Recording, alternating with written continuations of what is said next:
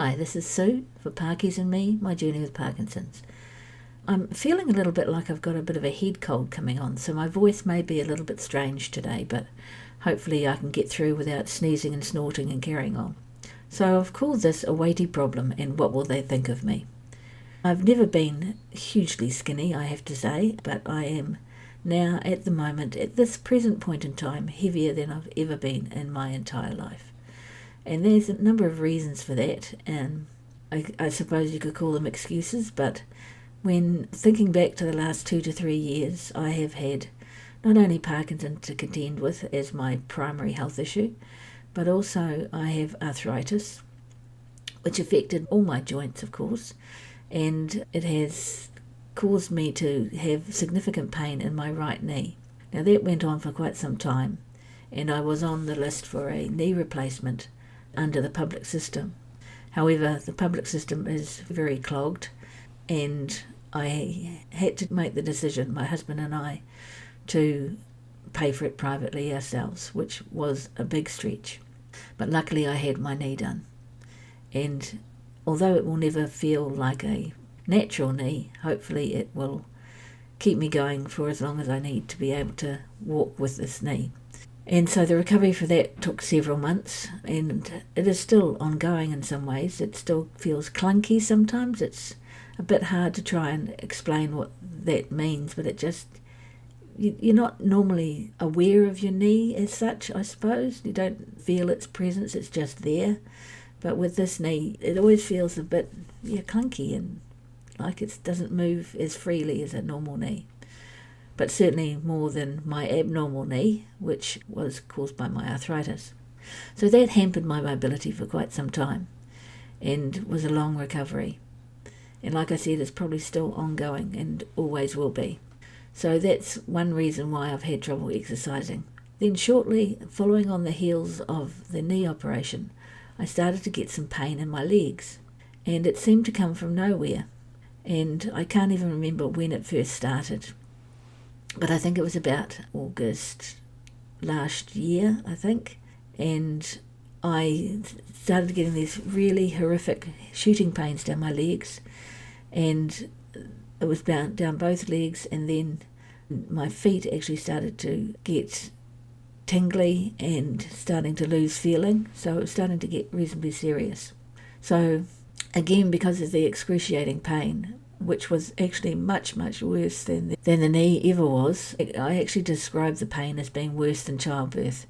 And having had 3 children, I do know what I'm talking about here. And it was, at least with childbirth, you end up with a beautiful little human being that you've made as a consolation for all the pain they've caused you, and will continue to cause you throughout their lives and yours, no doubt, from time to time. I'm just really aware that my voice is not as good as it normally should be. I am feeling a bit bunged up with a cold, but I wanted to put something out there because we're going away for a few days and I won't be able to do this while we're not at home.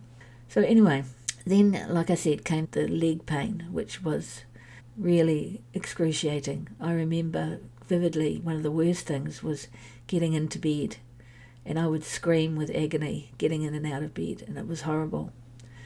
But luckily, the public system looked after me this time as it needed to, because we're not rich, and these operations cost several thousands. I had the operation in the public system, and I'm still recovering from an operation not on my legs, but on my back, because the issue with the pain in my legs was actually caused by an issue with my back.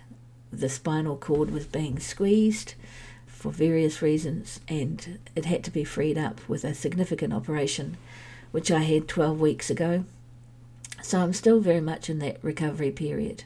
But I'm happy to say that the surgeon is quite happy with my progress, and I do seem to be moving ahead and becoming more able.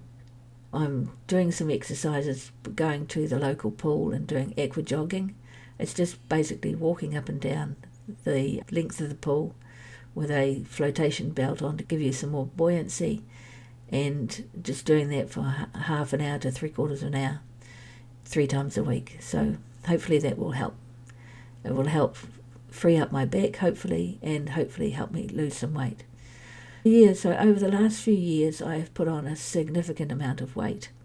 And very soon, in a couple of weeks' time, my oldest brother and his wife are coming over to visit us from Australia.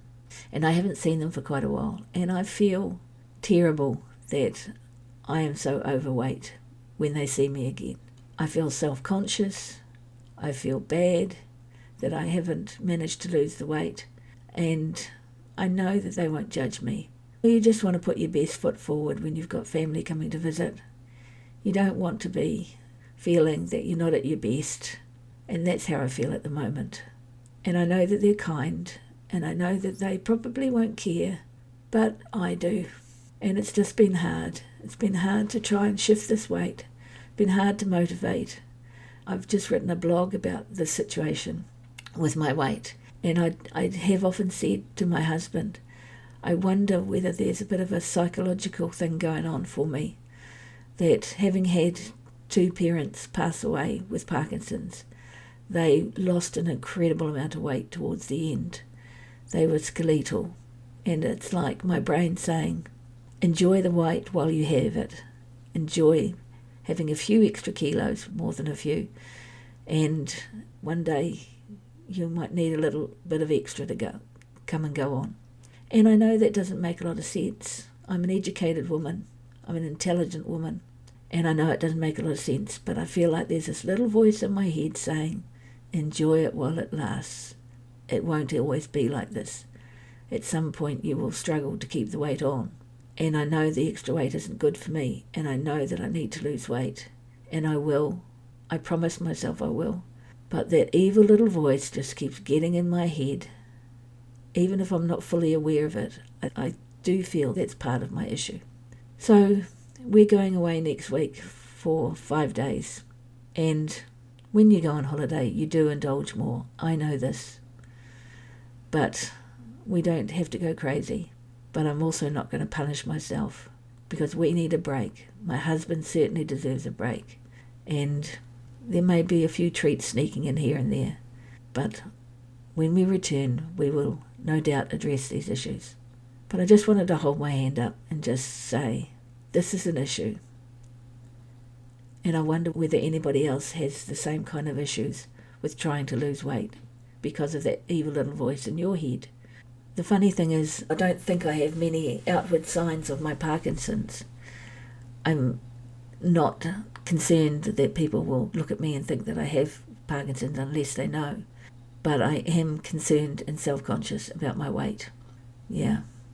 It's nice sometimes to be the centre of attention, perhaps, but not because you're not at your best.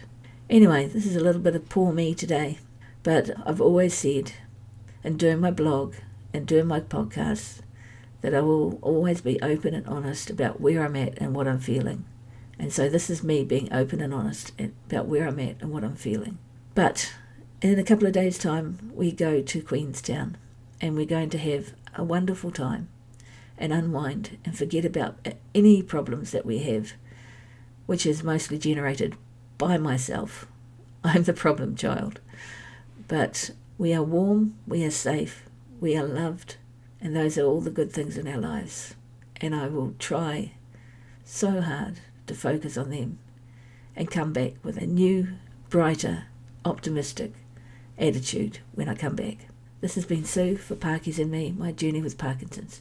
Kia kaha, be strong, be brave, be you.